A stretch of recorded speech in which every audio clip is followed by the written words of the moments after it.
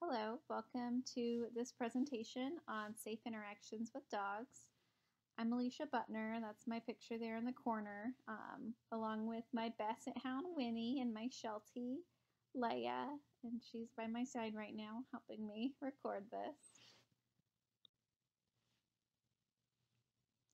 So whether you are a staff member or a volunteer, whether you are hands-on with dogs or not, at some point you are probably going to come into contact with a dog and interact with that dog. So it's important that everybody know how to safely interact with dogs. So we have a few different goals for today. The first is that everybody should be able to recognize dogs' body language and those signs of escalation so that we can stop an incident from happening before it happens. We also want to make sure everybody understands how to safely approach and interact with dogs, and that really has to do with understanding human body language and how the different things that we do can make dogs uncomfortable.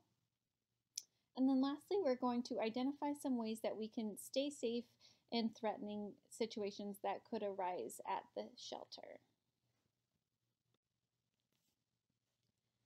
It's no big secret that animals that come into a shelter are incredibly stressed. So we kind of have to consider everything they're going through and also understand that they don't really know what our intentions are and that we're here to help when they're interacting with us. We really just need to kind of think about everything that they're going through. So these animals have been separated from their owner, which for dogs especially is a tremendous stressor. They're in an unknown environment. They're being confined to a small space. They have a lack of control over their environment and the people and animals they're interacting with. They are being exposed to loud noises and barking and smells and pheromones that are associated with stress, and a lot of them have previous histories of abuse or neglect. So we really need to keep in mind that all of these kind of culminate to produce stress, fear, and anxiety in dogs. And when we have a stressed or fearful or anxious dog, there's always the potential of that dog engaging in behavior that we consider aggressive. So this quote from Jean Donaldson's The Culture Clash really conveys that. So it states that the continuum of temperament is not one with fear and aggression at opposite ends of the spectrum and normal in the middle. Rather, at one extreme, there is relaxed, confident, highly affiliative behavior, and at the other end,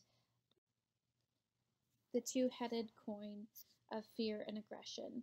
And this statement just really encapsulates this idea that a lot of the aggression that we see at the shelter is coming from a state of fear within the dogs that we see. Again, they don't understand our intentions. They don't know what's going on or why they're there. And fear and aggression really accomplish the same thing, and that's to keep a scary thing away. And so whether they're hiding in the back of the kennel or at the front of the kennel and barking and growling, their goal is to keep the scary thing, which sadly is a lot of times us, away from them. So that's why we really need to understand that when dogs are showing signs of fear, we need to pick up on those quickly and give them space before it escalates to a point of aggression. So in this presentation, we're going to break down canine body language by looking at specific features within the dog. So dogs use their whole body to communicate with us and with other dogs. And we can narrow that down to specific parts by looking at the eyes, the ears, the mouth, the tail, the body posture, all of that. And then we put that together like pieces of a puzzle so we can get a better understanding of that dog's emotional state. We'll also talk about this ladder of aggression and how dogs kind of give us these lower level signals, and if we keep progressing or whatever it is in their environment doesn't back off, they might climb this ladder of aggression and eventually be put in the position where they have no way to defend themselves but to bite. So I'm going to touch on this briefly and then we'll return to it later. So this is that idea of this ladder of aggression within dogs, where at the lower end of the ladder, they're going to be giving us some cues that they're uncomfortable. As things progress, they're going to climb this ladder, and eventually, if we don't back off, they might snap, bite, or attempt to bite. So we'll touch on this later, but I wanted to introduce it now because I'll be mentioning it as we go through these specific features. So just like in humans, the eyes give a lot of information, and really tension in the face has a big impact on the shape of the eye. So in this slide, we see two dogs that have these round, kind of almond-shaped eyes, and that's because there's little to no tension in the face. We call this a soft eye, and these are dogs that are pretty relaxed in that moment. When we see tension in that face, that's when we start to see eyes that are more concerning to us. So this guy on the left here has what we call a round, possibly hard eye, and that's where we see a lot of tension. We see kind of this worried brow and tension pulling the eyes open, creating this round, hard eye. On the right here is a dog that's showing a whale eye, and that's when we see the white crescent of the eye, kind of this, it's called a sclera, below or on the side of the eyes being exposed, and that's due to the tension of the face pulling that eye kind of open and revealing that sclera, and that is a very, very nervous dog, and if we continued to push that dog, it might attempt to bite. Another thing in the eyes that we look for is when the pupils dilate. So the nervous system controls that. As arousal increases, the pupils will dilate. Depending on what else is going on in the environment and what other body language that dog is showing, that might be a concerning behavior. If we're interacting with that dog, it starts to stiffen up, its pupils dilate, that's a dog that is probably getting very uncomfortable, possibly climbing that ladder and might bite. So that's a dog that we would want to try to redirect or break eye contact with or stop interacting with once we see those pupils have dilated and they're showing us that other concerning body language. We also look at movement within the eyes, and that can give us a little bit more information as well. So if the eyes are darting back and forth, maybe it's kind of scanning the environment or watching what's going on. This dog here on the left has kind of fixated its gaze on something off in the distance, possibly another dog. Depending on the situation, that might be a dog that we need to try to redirect or break eye contact. When we see direct eye contact with a dog, that's usually concerning to us. And we'll touch on that a little later as well when we talk about human body language. But direct eye contact with dogs, especially dogs that you are not familiar with or between two dogs, can be threatening, and that's usually something we want to try to break. So if a dog is tense, they're displaying some of this behavior that we'll be talking about here in a minute, and there's that direct eye contact, that's a dog you want to break eye contact with very quickly and not hold its gaze because things might escalate from there. We also see a lot of dogs avoid eye contact, and that's usually going to be a more fearful dog, just trying to really appease and avoid interactions with us, and it's signaling that it does not want to interact with you. So that's a dog that you're going to need to go pretty slow with. We also look at the ears. So this dog here on the left, his ears are forward, and that's probably a very focused or alert dog. Something has its attention. This dog here on the right might be the same dog. Now his ears are back, and that is going to be a more nervous, fearful, cautious dog. We do see that a lot in the shelter when the ears are back. That's a dog that's pretty scared, and that again you're going to need to go really slow with. Let that dog approach you. Don't force interaction because that's a dog that's in a state of anxiety, nervousness, or fear, and we don't want to push. A dog somewhere in the middle of these two would be a more neutral dog, and even if a dog's ears are cropped or if they've got big droopy basset hound ears, we can still see if they're forward, back, or somewhere in between and get an idea of their emotional state based on that position. So that's always something to keep a close eye on. We also look at the mouth and if it's open or closed. So here on the left, we've got a dog with an open mouth. And though panting is a stress behavior that's lower on the rungs, which we'll talk about in a bit, that is a dog that is more relaxed. When we see this same dog close its mouth, um, something in the environment has changed and we might need to be concerned. So if you're interacting with that dog and looking at it and it closes its mouth like that, that's a dog that you want to break eye contact with and move away from. It went from being relaxed to probably more focused, concerned, or fearful. It can also go the other way, where if at first we're interacting with this dog with a tight, closed mouth, and then with a little bit more time, we see it loosens up and the mouth opens. Now we went from a more tense dog to a more relaxed dog. So it can go one way or another. When that mouth is closed, though, that's usually a dog. Um, if we're seeing some of those other concerning behaviors that we need to be cautious when interacting with.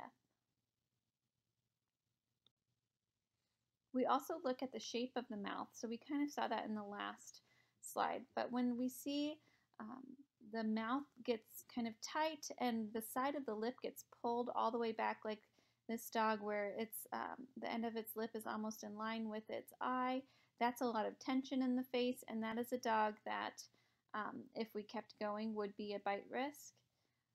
When we really want to start worrying is when we see a short lip or a puckering of the mouth, and that's when the side of the lip is moving forward, and that is a dog that is on the verge of biting. So if this is a dog you were interacting with, you would definitely want to back up and give it some space. If a dog is baring its teeth, like these two dogs, that is a pretty good sign that that dog needs you to back away. This dog here on the right is my Sheltie, and that is what she does when our Basset Hound gets within her very small bubble. And if the dog gets any closer, she would probably snap at that dog. So this is a pretty good indication that you are too close and the dog wants some space. So if you see this behavior, that's probably what the dog is telling you. We do occasionally get dogs that smile. So that's a dog that's showing its teeth, but you have to look at what else is going on in the body. So if that dog is approaching with a loose and wiggly body, neutral tail wagging, and soft eyes, ears neutral, all of that, then that might be a dog that smiles. But the majority of the time, if you see a dog showing its teeth, it's going to be stiff, it might growl, and then snap or bite. And that is a dog that, again, you do not want to push because it is a bite risk. Dogs, of course, vocalize with their mouths, and that can tell us a few different things. So a dog that's growling or snarling is, again, telling you or the other animal or whatever it's interacting with that it is climbing that ladder and may escalate. We see growling with other dogs a lot, and behaviorists generally say, like, we like a growl because that's telling us or telling the other dog that that dog is uncomfortable, and it's giving a warning sign before it escalates. So we don't ever want to punish a growl because it's climbing that ladder and it's telling you that it's uncomfortable. We will, of course, see dogs barking, and they bark for a lot of different reasons. If you have a dog, you know your dog barks for, when it's mealtime sometimes, when it's excited to go for a walk, whatever it may be. So if you're unsure why a dog is barking here, what we say is pretend you can mute the dog and then just look at the body language. If we're talking about this dog here on the bottom left, that is not a dog probably barking for food. It's probably trying to create distance between itself and whatever it is in the environment that is scaring it. So that is a dog that is very tense, is showing teeth as it barks. That tail is straight up in the air, we'll talk about here next. That is a dog that you would probably not want to interact with. So, like I just alluded to, we look at the position of the tail more so than the movement of the tail, which we'll touch on next. So the position of the tail tells us a lot. This dog in the middle that's neutral, if you can imagine drawing a line straight out from the base of the tail, it would be parallel with the ground, and that's a neutral tail. The one to the left has a low tail. So if you imagine looking at the base of the tail, you can even do this with a dog with a docked tail. Draw a line from the base of the tail. It's kind of pointing down to the ground a bit. That's a low tail. That might be a fearful dog. Mostly it's a little bit more of a neutral, maybe a little bit nervous of a dog. When we have to be concerned, that's when we see that tucked tail, like this guy here all the way on the left, and this high tail like on the right. So either end of the spectrum, that is cause for concern. So when a tail is tucked like this one on the left, that is a dog that is very fearful or nervous. And again, just because a dog is fearful or nervous, it could still be a bite risk. This one here on the right is a highly alert dog. It might be in a high state of arousal. There might be something in the distance. That would be a dog that, depending on what's going on in the environment and what else the body language is telling us, that is a dog that, again, we would probably want to give some space. It could be a bite risk depending on what else is going on. If that body's real tense, if its ears are forward, it's got a hard eye, that is a dog that could potentially bite and that we would need to create some space between.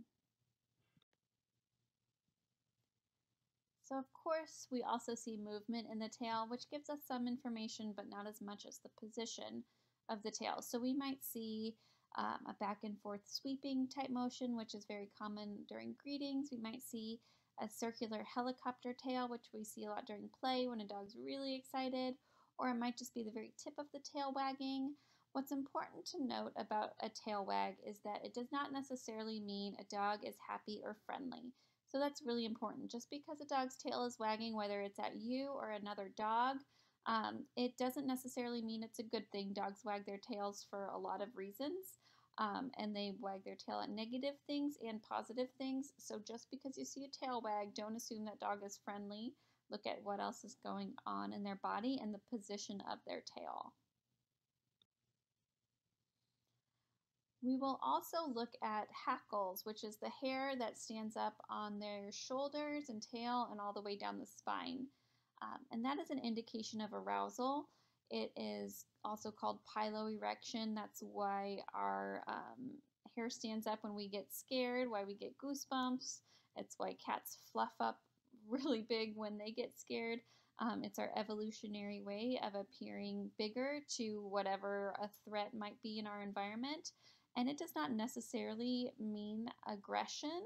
It is just arousal. So we again have to consider everything else going on in the environment before really drawing any conclusions, because a lot of dogs will get hackles when they meet, and once they kind of sniff each other out, they'll go away. So again, it's just one of those things we have to consider along with all of those other pieces to the puzzle. We also look at where the dog's weight is, whether it's centered, like this dog here in the middle. If you imagine drawing a line down its spine and then down the front and back legs, that dog has more centered weight, so it might be a little bit more neutral depending on everything going on. This dog here on the left is shifting its weight forward. That is a dog that might be moving towards something or more interested in something. What's most notable here is this dog who is shifting his weight back, and that is a dog that is obviously leaning away from something. So if that dog is somebody that we're meeting and we see its weight is shifted back, that's a dog that's more uncomfortable in that moment, that we again might need to give some space. Most people will recognize this posture as a play bow. This is a position dogs will give when they are inviting another dog or a person to play. It's generally what we call a distance decreasing behavior, which means it's inviting somebody to come closer. But we do see it occasionally at the shelter as an anxious behavior, particularly when dogs are interacting with other new dogs. So that's just something to kind of look out for. And again, looking at those other cues that the dog's giving to make sure it's not becoming increasingly uncomfortable. So we also will see that a lot of dogs, while they're at the shelter, will hump, and it's really misunderstood why they do it. So I wanted to make sure we address it in this presentation. Of course, dogs do it as a sexual behavior and as a mating behavior. They also do it as a play behavior because when animals play, they're essentially rehearsing behaviors that they will use as adults. And because we domesticated dogs, we get this really cool species that plays their entire lives. So, of course, that would be one of the behaviors within their repertoire. So, that's why a lot of dogs will do it when they play. It can be a learned behavior, but a lot of times when we see it in the shelter, it is the byproduct of anxiety. And they kind of really are overflowing with stress and anxiety. And one way it comes out is by humping when they meet another dog and sometimes when they meet people. So it's really not a sign of dominance. It is not one dog trying to show the other who's dominant or who's alpha. It's not testosterone overload. That's why female dogs will hump too. That's why neutering won't necessarily fix it. It's really environmental and reducing stress in that environment and finding ways to redirect a dog that's doing it, because a lot of times it is just this byproduct of anxiety, and there are things we can do to change their environment to reduce that.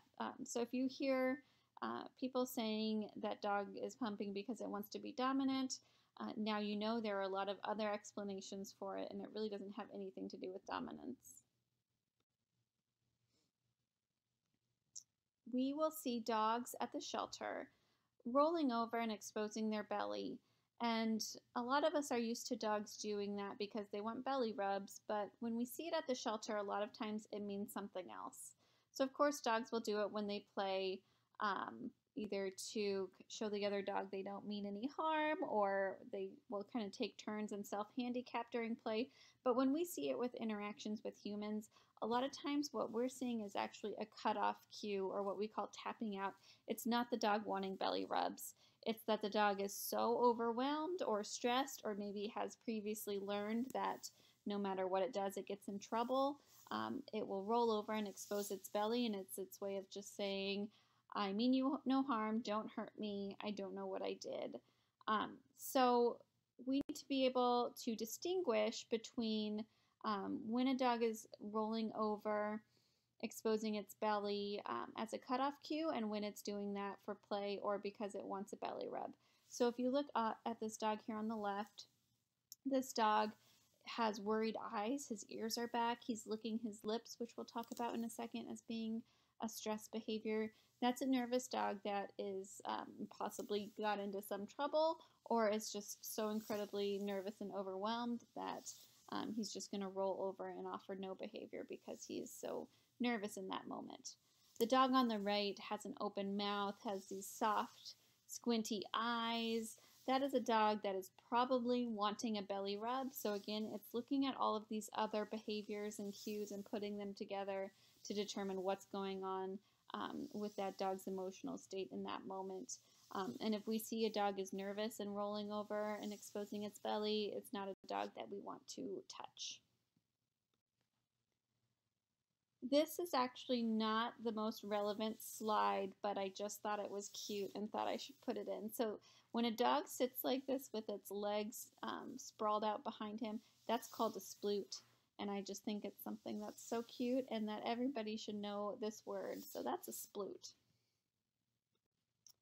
So getting back to this ladder of aggression, I kind of touched on earlier how if we don't respect and acknowledge dogs' stress signals when they're lower on the rungs in this green area, so when they're starting to kind of blink and yawn and lick their nose and turn their head away or their body away, if we don't kind of back off at that moment, they might climb this ladder and become increasingly stressed and nervous. So they might crouch, tuck their tail, lie down, lift a leg up, and if things progress, they could get to the point where they're going to stiffen up, growl, snap, attempt to bite or bite. So that's why it's so important that we understand those lower level signals before things escalate. This is also important to point out because a lot of dogs that come to the shelter have learned that these lower level behaviors don't work, and people won't back off, or dogs won't back off by using these. So rather than starting lower down on the ladder, they start higher up. So for instance, we have a dog on Molly Project that had been kind of tormented by a kid in its previous home. And so when we got him here, he was very sweet and would come up to us in the room. But as soon as we tried to touch him, he would snap, bite, attempt to bite, and very much an overreaction. So this was a dog that had probably learned that interactions with people are scary. So at first, maybe he gave some of those lower level signals like turning away, yawning when a person was near, and people still came up to him and pet him and maybe tormented him. And then when he gave some of those more orange behaviors like crouching, lying down, lifting up a leg, they were still ignored. And so he might have learned that the only way to get people away from him was to snap and bite. So now he doesn't give any of those lower level signals. He goes right to the top whenever somebody interacts with him because he has learned previously that those lower level signals don't work. So that's why we have to consider that we don't know the animals that are in our care. We don't know their histories. And a lot of them have learned that these lower level signals just don't work. So they will progress very quickly or go straight to the top. So that's why it's so important to look out for those very subtle cues that a dog is uncomfortable before interacting with that dog, because it's just really hard to say what that dog has previously experienced and learned when it comes to these behaviors in this ladder of aggression. So those lower level behaviors that we've been talking about, we refer to as displacement behaviors. So these are behaviors that have an actual function, but they're occurring completely out of context. So a dog that's yawning, but it's not sleepy, that's a displacement behavior. A dog that's scratching itself, though it's probably not itchy. A dog that is lip licking or licking its nose, distracted sniffing, shaking off like it's wet and just got a bath, grooming itself. Those are all displacement behaviors, and those are some of the lower level signals that dogs will use to signal to other dogs and to people that they are uncomfortable and that things might escalate if they don't back off. As we climb that ladder, that's when we start seeing some of these appeasement or avoidance behaviors. So dogs might cower, they might expose their belly like we saw earlier with that cutoff cue. They lift their paw like this dog here on the bottom right. They might avoid eye contact altogether or show you that whale eye, like this guy on the top being hugged by a little girl. Those are all dogs that are very uncomfortable and are attempting just to appease you or avoid you, telling you that they mean no harm and just want to be left alone. As we climb to the very top of the ladder is when we see these more severe distance increasing behaviors. So their body's going to stiffen and tense up. We're going to see that in their mouths with that tight mouth or a short lip. We're going to see those hard focused eyes. They might show their teeth, let out a growl, a bark, or snap, and then eventually, if things progress, they may bite. So that's why it's very important to look for those subtle cues so we don't climb that ladder. But at the same time, it's also really important that humans know how to interact and approach dogs and be aware of their own body language so that we don't put them in a position where they have to use these distance increasing behaviors. So in the next section here, we're going to talk about human body language and what you can do to make sure you are safely approaching and interacting with dogs. So when humans meet each other, at least in our culture, we usually have a pretty frontal, direct approach. We use a lot of eye contact. We might be in close proximity and touch by shaking hands. This is obviously very typical for us, but it's also the way we typically approach and interact with dogs, and it's incredibly inappropriate for them. They have a very different communication system between themselves and other dogs, And for humans to come in and greet them the way we greet other humans, we're typically being very inappropriate if we use these same approaches. When we meet dogs, if we use this frontal direct approach, use a lot of eye contact, reach over them, touch them, that makes dogs very uncomfortable, as you can see in all of these pictures. If you pick up on that body language they're giving, like this dog here in the bottom left, these dogs are all very uncomfortable with how the human is greeting them. The appropriate way to greet a dog, which we'll break down in the coming slides a little bit further, is to first of all go low and slow. So that means get down on their level, unless it's a threatening or aggressive dog. Squat down and go very slow with them. Don't use very fast movements. Turn your body sideways rather than coming in front on. Don't force interaction, and that's huge, and I'll touch on that again later. We want the dogs to have the choice to interact with us if possible, so we don't want to force that interaction with them. We also want to avoid staring because, as I touched on earlier, that direct eye contact is very threatening for dogs, especially when they don't know you. And don't loom over them, as that also is very threatening to them. Talk softly and toss treats. And we say toss because a lot of dogs aren't going to come take a treat out of your hand. So go ahead and just toss a treat, and that will help hopefully break the tension a little bit, and then they'll feel comfortable enough coming to you and taking a treat out of your hand and maybe letting you pet them. So Sophia Yin has some really great cartoons kind of breaking down how we interact with dogs and how inappropriate that would be if we approached humans in the same way. So as you can see here, we want to make sure we're approaching dogs very slowly. Just like it would be scary to rush up on a human, it's very scary when we rush up on a dog. Even though a lot of us love dogs and sometimes it's hard to contain ourselves, we want to make sure we're approaching very slowly at a relaxed walk. And if possible, if you can make kind of an arch instead of walking straight on towards a dog, if you kind of take a little bit of an arch, that is a little bit less confrontational and threatening for some dogs.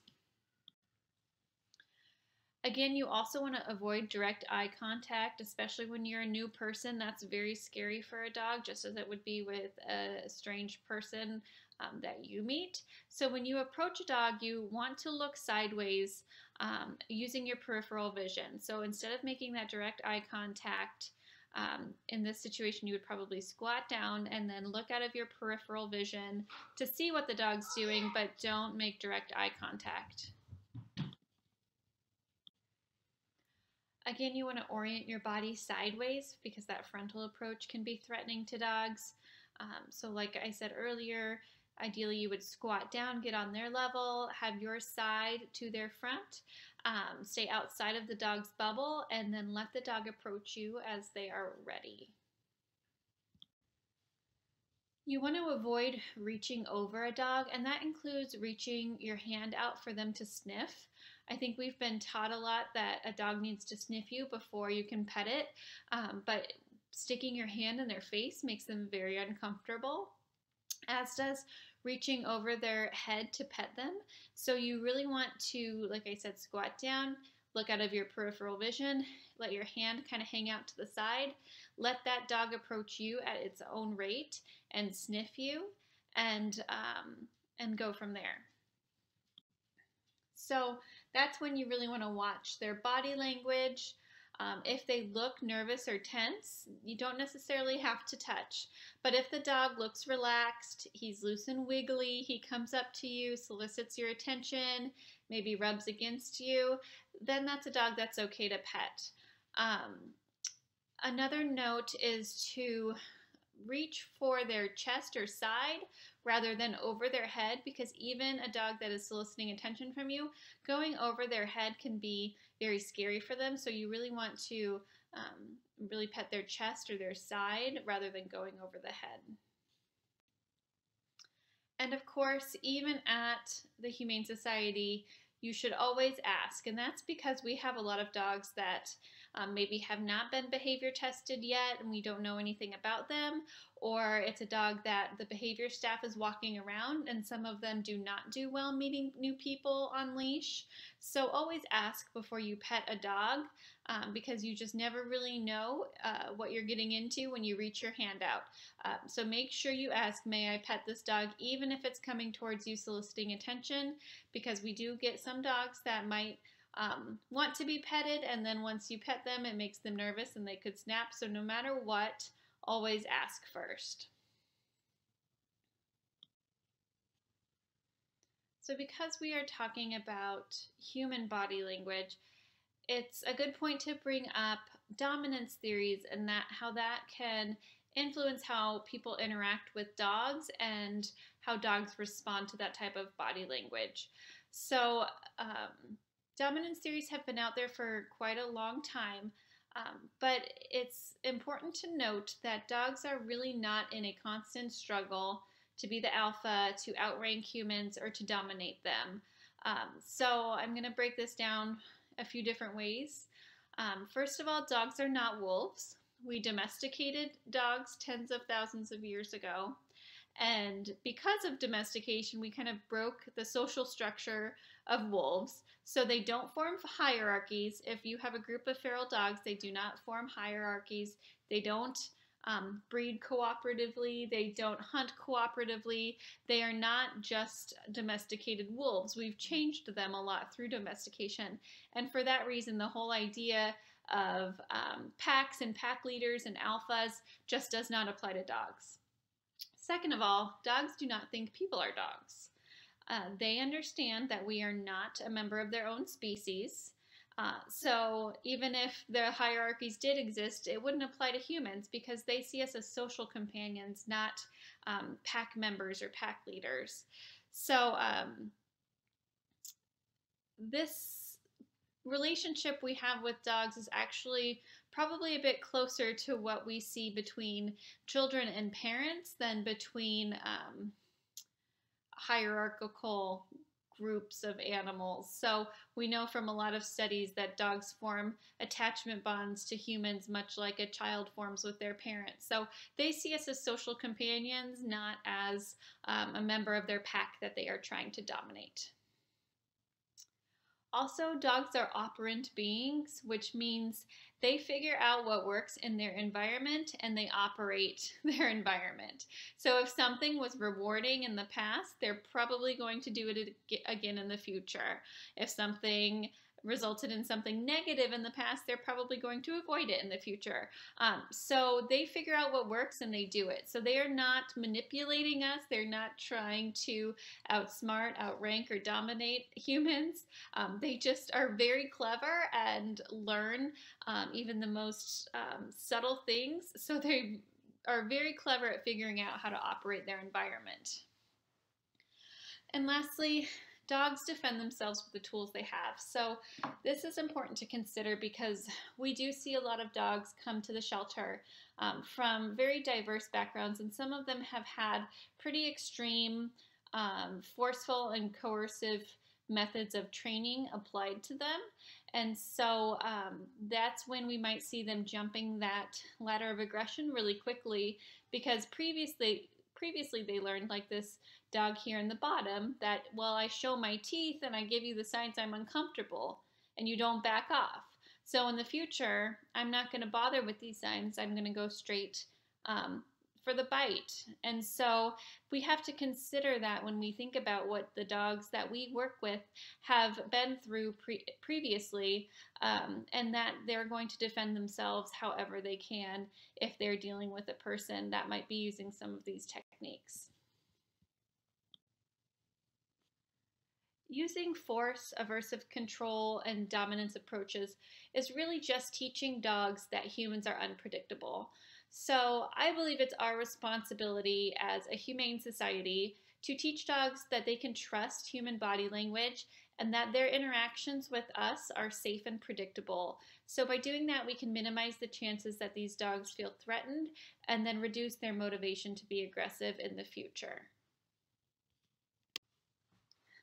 So now that we've discussed dog body language and how to appropriately approach and interact with a dog, we're going to talk about how to stay safe in some different possibly threatening situations that could arise at the shelter. So what to do if you're confronted by a loose dog, if a dog becomes aggressive on leash, if a dog is attacking another dog or two dogs are getting into a fight, and then just some general safety tips that you can use in a variety of situations. So first, if you are threatened by a loose dog, say if you're in a kennel and a dog has escaped its kennel, or whatever it may be, there are a few pointers that you should try to follow.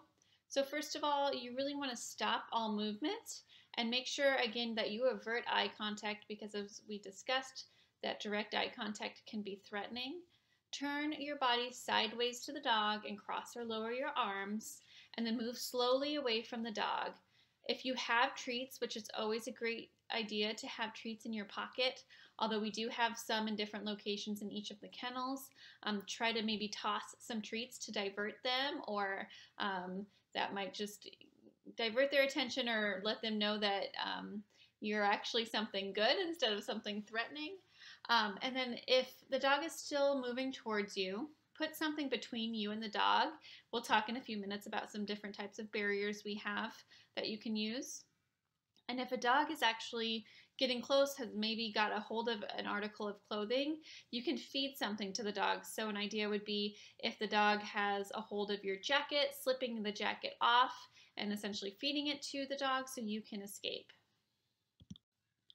What you don't want to do is make a lot of sudden or jerky movements, yell at or threaten the dog, approach or attempt to touch the dog, scream or panic, or make eye contact. If you are walking a dog and it becomes aggressive, there are a few things you can try. So first of all, what you're going to want to do is hold the dog away from you with a straight arm, like this first top picture on the left, to create distance between your body and the dog. And then, of course, you're going to want to try to call radio or get somebody's attention to help maybe get another leash or a catch pull on the dog, depending on the situation. Another technique you can try is to back tie the dog. So that's what all of these other pictures on this slide are showing. You can take the leash and put it through a fence, wrap it around a tree, put it through a doorway, wrap it around a post, and that will create distance between you and the dog will not be able to get any closer to you. So then you again have some time to call or get help from somebody else to help you handle that dog. What you don't want to do is attempt to touch the dog to calm it down, make eye contact, or again scream or panic. If two dogs get into a fight or a dog attacks another dog, there are a few things you can do. So hopefully in this scenario, the dogs would have leashes on because then it's a little bit easier to try to pull them away with their leashes. But if something happens and that's not possible, there's a few other things you can try. So we're going to break these down further in the coming slides.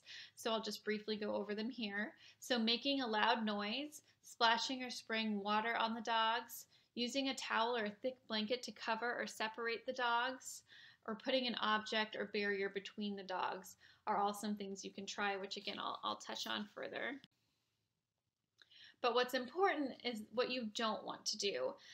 So breaking up dog fights is always very high on the list of the circumstances surrounding a bite. So please just remember these tips here. What you don't want to do is grab the dog's collars. That's a pretty sure bet that you're going to get bit because there are teeth and mouths flying around and they don't necessarily know what's dog and what's a person's hand. And there's a very high likelihood you're going to get bit in that moment. You don't want to hit, kick, or punch the dogs. There are a lot of other methods to try, so hopefully you don't have to resort to hurting a dog to try to separate it from another dog. You again don't want to put your hand near the dog's mouth or put your body between the dogs. Both of those things are really putting you at risk. You also don't want to pick up a dog or even trying to pull its hind quarters away, because if you can imagine, say this dog on the bottom left, if this gentleman tried to wrap his arms around the back legs, If that dog head flips or turns its head quickly, his face is very vulnerable at that moment. So that is really not something you want to try. We'll go over some of the better strategies here. So first of all, using loud noise to startle the dogs to hopefully get a chance to then break them up. So of course you can use your voice, though if a loud hey doesn't break them up, a lot of yelling is probably not going to do anything except create more chaos and less clear heads. You can try clanging bowls together. So we have metal bowls in all of the kennels. When we do play groups, we always make sure we have bowls that we can bang if needed. So finding some metal bowls to bang together. Hitting the kennel door or hitting something on the kennel will make a loud, startling sound.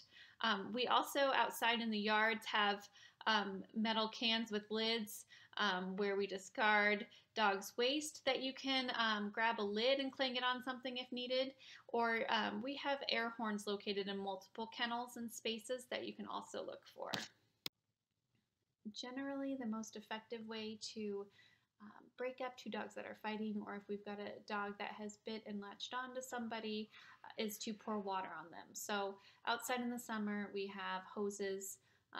There are buckets in different locations, water bowls in every dog's kennel, a watering can in each of the main kennels.